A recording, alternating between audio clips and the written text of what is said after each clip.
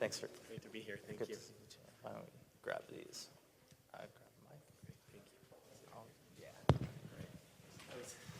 I was finishing a tweet, so I was tweeting out. So you all should tweet about the Route 50. So I just sent a tweet, and now it's your turn. Yes, hashtag RFNav Awards. I didn't get the hashtag. I'll get it That's afterwards. Okay.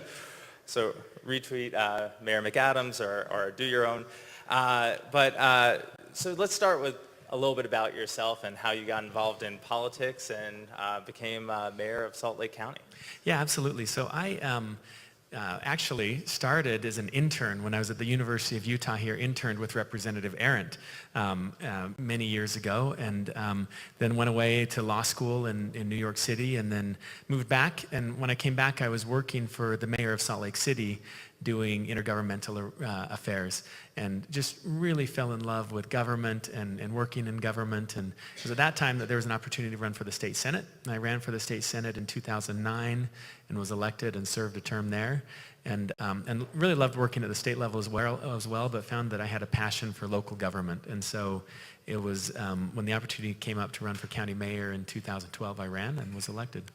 All right. And what makes you passionate about it? Just to start, I know that's kind of an esoteric question, but Sure. What kind of, at the end of the day, you're like, that was great, that was awesome? Well, I like I said, I love local government because this is a place where you can get in on the ground and make a difference in your community. And the state level, you can do that as well. But in local government, it's almost immediate, where you're getting in, whether it's a bikeway or in this, improved transit. Some of the early projects I worked on were our transit line out to the airport, other urban development type projects, and when you get involved in stuff like that, you can just see the fruits of your labor very easily.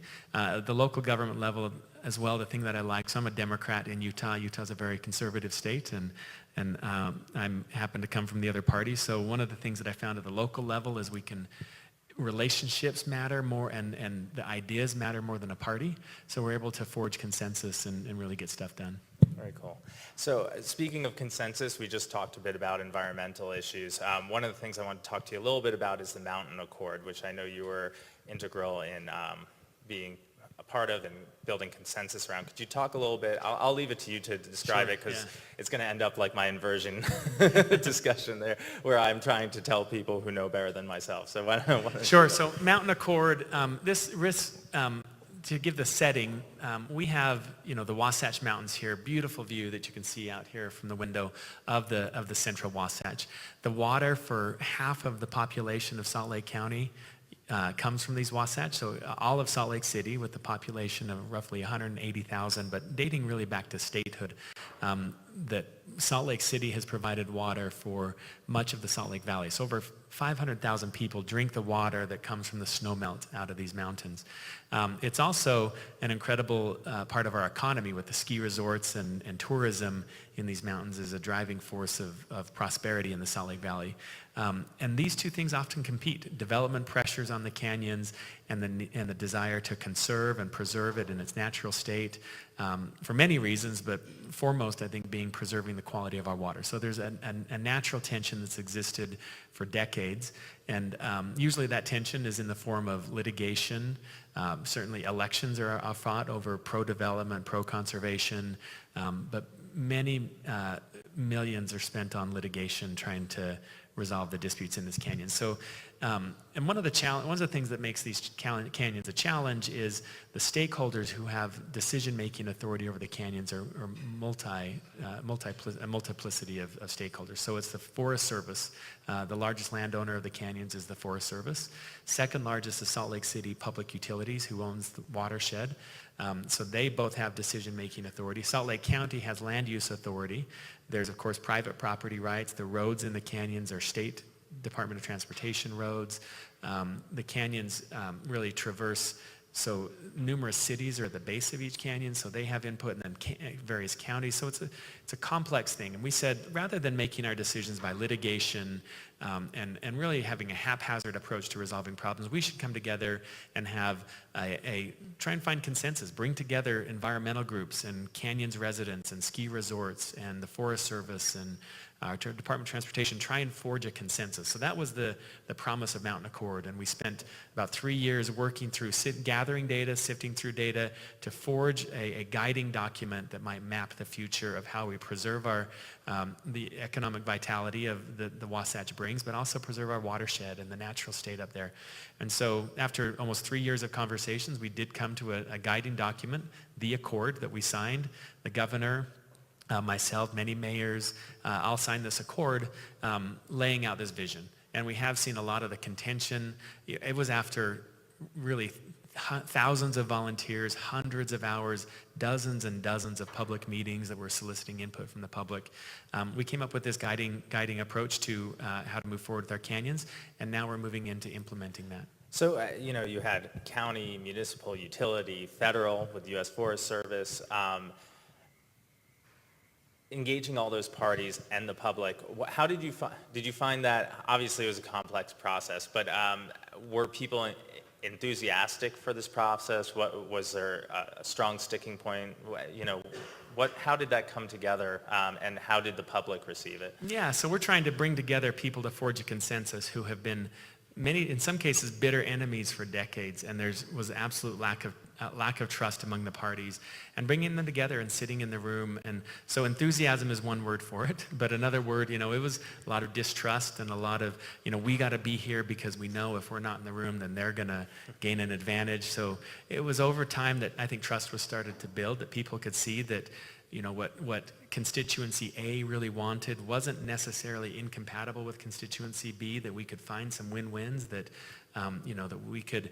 the environmental group could protect what they cared about most and maybe compromise on what they cared about least, and the ski resorts could win what they cared about most and compromise on what they cared about least, and that might be a win-win for everybody. And so we saw that, certainly there's, so we've been able to forge consensus, and it's been an impressive consensus. Certainly you always have, nobody's going to get 100% of what they want, and you always have those people who don't get their way will say that since the outcome isn't what I want it to be, then the process wasn't good or fair. But by and large, we've had, really strong consensus and support. And do you think the consensus that was built will continue forward? Will it? Is it setting the road work for future consensus and future communicative effort, I suppose? Yeah, so reaching the consensus around the Accord, which is a 10,000-foot level document, was really hard. And I'm going to say I think it's going to be equally as hard as we start moving toward implementation, when people find out that it really means putting some lands into conservation that will never be developed, and also where it means some lands will go into private ownership where there may be development on those lands. I think that, it's compromise and consensus is different than purity from anybody's perspective. And I think there will always be challenges, but having that strong foundation and some level of trust among the stakeholders, I think, is key to moving forward. Now we are moving into implementation, and we'll see how that goes. I don't expect it to be without its bumps and bruises, but I think we have a strong foundation moving forward. Okay, thank you. And so one of the things I really wanted to talk to you about today is the social impact bonds that your county has been kind of at the forefront of the Pay for Success movement, and I'll let you describe the process again because you will basically do a better job than I will probably, but essentially a social impact bond looks at some sort of complex social issue, a population need, find some investment for the problem, service provider who will help with that problem. You evaluate how you're going to go about working together and what the results should be, and then based on whatever those results are, you fund those results. How am I doing? That's great. Yeah, okay. That's great. And what made you decide, to explore the Pay for Success model in Salt Lake County? Well, I would say, first of all, as a Democrat in Utah, you always got to look for creative ways to reach across the aisle and find a common thread where you can agree with the other side. And one of the things, Utah, I'm a fiscal conservative. I think Utah's a fiscally conservative state where we want to make sure that every penny we spent is spent wisely to accomplish our goals. So when it came to Pay for Success, you did a good job of explaining Pay for Success. I like to say that this is, where they say an ounce of prevention is worth a pound of cure. Well, we're trying to apply that principle to government. Where can we address the root causes of our challenges and actually save money over the Band-Aids that we're spending right now. And so for us, it started with an investment in preschool. So there's a lot of data that says that if a child can get a good start on life and a solid foundation on life, that will reap benefits for many years to come. So we said, well, let's try and quantify that principle. And when I say we, I want to be clear that this Pay for Success really came to the county. It was leadership of the United Way of Salt Lake and Voices for Utah Children who did a lot of this analysis. I was on the board of United Way of Salt Lake and saw their great work and became bought in. But we quantified what this benefit is. So we know that the average child will start kindergarten with the vocabulary of 1,100 words. And some of our at-risk kids will start kindergarten with a vocabulary of 300 words. They don't know basic things like shapes and colors and numbers and letters. And we throw them all into the school system, and we see that the average kids progress at an average level, and these at-risk kids will progress, but not as fast and not as much. And so you see the achievement gap open up as early as kindergarten. It's also socio-emotional. You know that they don't know how to self-regulate and share. And so they're also the naughty kids that keep getting put into timeout because they just didn't learn how to self-regulate their emotions. So you see in first grade, we'll give us a statewide standardized test. My kindergartner is taking the test this week. At the finishing kindergarten, they test where these kindergartners are, and you see this wide achievement gap in kindergarten that only gets wider in first and second and third grade. So what will happen is we'll test these kids and determine that they need special education, resource learning, not because they have a learning disability, not because of autism or other need, but simply because they started behind and fell further behind. So special ed has a cost. It's about $2,500 per child per year in addition to their regular education costs. That's going to happen every year until most of them will never rematriculate into the regular classroom and not need special ed. So it's special ed costs, it's cost of juvenile justice. These kids are going to be more likely to drop out of high school and need further intervention later in life, more likely to go to jail, significant detriments that will come to these kids. Those all have a financial cost that we quantified. Now, the cost of the intervention that has data behind it shown to work is preschool. So for the cost of a 1 year of preschool program that teaches this social emotional learning and also vocabulary and other key skills that they would need to enter kindergarten, pretty inexpensive, a couple $1,000s a year, just north of that. And yet it will save every year this incredible amount. So the question is, why are we not funding the ounce of prevention and instead paying for pounds and pounds of cure later on? So that came the idea for our first social impact bond that we invested in. We got 600 kids into preschool. And then when they were tested at going into first grade as to whether they would need special ed, of the kids that we had predicted would need special education, 110 kids that we predicted would need special ed, the actual number who needed special ed after this program was 1. So incredible change and cost savings to the taxpayer, but also a benefit to these kids. So that launched us into this data-driven government and wise use of financial resources to have an impact on the people we serve. And let's stick with the pre-K side. So building those measurable outcomes and kind of analyzing a return on investment, what did that process look like, and who was involved? So, it was United Way of Salt Lake and Voices for Utah Children who, you have to start with some evidence and data. So there was a program in the Granite School District run by a woman named Brenda Van Gorder who had this program with about 60 kids. And she had been meticulous about gathering and collecting data on these kids. And these kids, the first cohort of her kids were in the 6th grade. So we had years of data to show where these kids were when they started and what had happened to them over the course of time. And we saw that this program was working, that these kids, the trajectory of the lives of these kids was changed in a way that was certainly significant to them, but very significant to the taxpayer. So we had a program. Then the question was, what happens if we scale up this program? What does it look like? Can we scale it up? Is it so dependent on this one person, or is it something that can be scaled? And we came to the conclusion we felt it could be scaled, and we launched this program just with a 1-year investment from the county. And we showed that it succeeded. It succeeded in the first year. The question is, will those successes be sustained? And so far they have. And it came to the point that then the state said, we'll step in. And the state funded the 2nd year's and the 3rd year's cohort. And so it's moving forward. And the data is so strong that we're looking to expand upon this even further. Very cool. So let's move into the decision to kind of expand on Pay for Success and move into issues of recidivism and minimizing homelessness. How did that, is that something that also came to the county, or did you seek that out? So I'm a big proponent of data-driven government, and I think a lot of people say that. The problem is using data to make decisions is oftentimes really hard in a political environment where politics and anecdote often drives government, or more than data, even in the face of data. So I saw with our preschool that Pay for Success was such a powerful tool to not only make data relevant, but make data crucial to decision making, that a program would succeed or fail. We'd pull the plug on a program if the data showed that it wasn't working. So we asked ourselves the question of whether we could find other ounces of prevention that would save us pounds of cure in county government. So we hired a group called Third Sector Capital Partners, a leader in the Pay for Success space, and they came and worked with my staff, and we took a deep dive into the county budget. Our budget's over $1.1 billion, and found several areas where we thought that there were national evidence-based programs that would help us to save money and change lives. So, and the two that we settled on were the area of criminal justice and recidivism. It's cheaper to treat somebody and to get them stable and healthy than it is to incarcerate them and all the costs of their crime and substance abuse and other. The other was in the area of homelessness.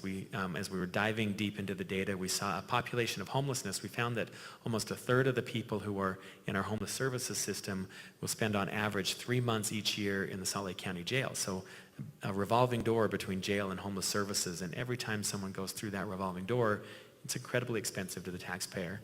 And yet we believe that we can stabilize them through a housing first type model and keep them healthy and stable. And so we found the evidence-based practices nationally and applied it to our data locally and in our budget, and concluded that these were prime candidates for Pay for Success. So the thing about data-driven government, it takes a lot of time to gather data and to measure twice or 3 times before you cut. So it took us a couple of years to construct these programs, but we built the premise and then went out. As in Pay for Success, what you do is you'll get a third party to come in and invest up front, and the government dollars reimburse once the metrics are hit in the data. So raised $11.5 million of third party investment to come in and launch these programs. The programs launched earlier this year with a Homes Not Jail program working with the homeless population that's in jail, and then the REACH program, which is working with a criminal justice population to change criminogenic behaviors and to help them to get stabilized. So the programs are just ramping up right now, but we're excited to see where they take us. So I'm going to want to open it up to the audience in a minute, but first I want to just ask, how do you continue this forward? Is this something that the groups who are currently working on want to see go ad infinitum? Is it something that you see scaling larger over time? Is it something that eventually you see bringing in-house to the county? What does the future of these programs look like? Well, I hope to see where it goes. You know, the premise of data-driven government is we're going to make decisions based on what the data shows us. And if the programs don't work, it means abandoning the programs and iterating, improving, and trying to make them work better. We've seen that with our preschool program, that it was a tremendous success the first time around, but we had some thoughts about how we could improve our metrics, and so we tweaked it on the second time around. And I think that's the data-driven government doesn't work unless you're willing to iterate and improve upon what you learn, to learn and then improve upon your learning. So we're going to see where it goes. I think if a program is incredibly successful in saving the taxpayer dollars, it's hard to not scale it at that point. It'd be the logical conclusion. So one of the things that we've seen with this is, you know, for example, the Homes Not Jail program they're doing with people in shelter and jail. One of the amounts of prevention we're applying to this is to get people into housing, single adults into housing with a rapid rehousing voucher and intensive case management. A program like this has never been empirically evaluated with a randomized control trial anywhere in the United States. We're spending a lot of money on it. Governments around the country are spending money on it, but we've never seen a randomized control trial. So we're doing the first randomized control trial to evaluate whether this program works or not. I suppose if it does work, then you'll see it scale laterally. Governments across the country may see what we're doing and try and adapt. We're certainly going to learn that I think realistically we'll learn that some things are working and some things could be improved upon. And so how do we iterate our program and improve it? And then the question is, if it's working with the several hundred people we're going to have in this program, how do we scale it up? And does that mean more pay for success, or does it mean bring it in-house? And I think we're going to have to see how it goes and what we learn from this before we make any conclusions about that. Got it. Let's open it up to the audience, see if there's any questions. If not, I can keep asking them. More for me. So, any questions before I steal your... I think many of them there have we heard go. me talk a lot about pay for success. So. How do you see the role of a small town mayor changing from what has gone in the past to what it is now? I mean, you seem to be much more data-driven, much more inclusive to public-private partnerships, you say with United Way. Is that the future of where we go with a mayor and a city, or what do you see? Well, I think that is the direction we're heading. I've spoken around the country on Pay for Success and had a lot of forums to talk about this. And what I find is a lot of people come very interested. I think, not to oversimplify, but I think a lot of people are saying, I want to find out how to get free money for programs in my community that I don't have to pay for. And when they find out that Pay for Success isn't free money, Pay for Success is a lot of work up front to derive the data and set that baseline. And that takes a lot of commitment and staff time. Like I said, for us, it was over 2 years. I think as Pay for Success becomes more routine, you can cut down that lead time.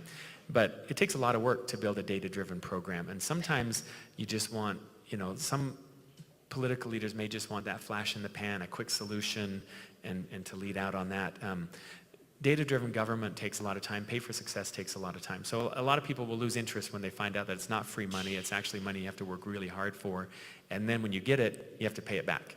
If the program succeeds, you have to pay it back. So you get but people are still committing to it. And the reason, so the future of, I think, the small towns and data-driven government is, I think this is the future. You see it in the philanthropic sector and the for-profit sector. The willingness to just write checks for a dinner because you're going to be philanthropist is going to be recognized at an award dinner, or private charity gets to or for-profit entity gets to hand over a big check to the mayor and get a splash of publicity. I think those days are going away. People want to know, investors, philanthropists and for-profit investors want to know what they're going to get, what's the return on the investment. And so I think dollars are going to become more competitive. And if mayors want to compete for philanthropic or private sector dollars within their community, and taxpayer dollars. The taxpayer is very resistant to taxpayer dollars that aren't well spent, and where we can establish how those dollars are being spent. So I think the burden is shifting more and more to mayors and political leaders to establish empirically what the taxpayer or the philanthropist is getting for their investment. And so I think it's a world, like it or not, it is the future.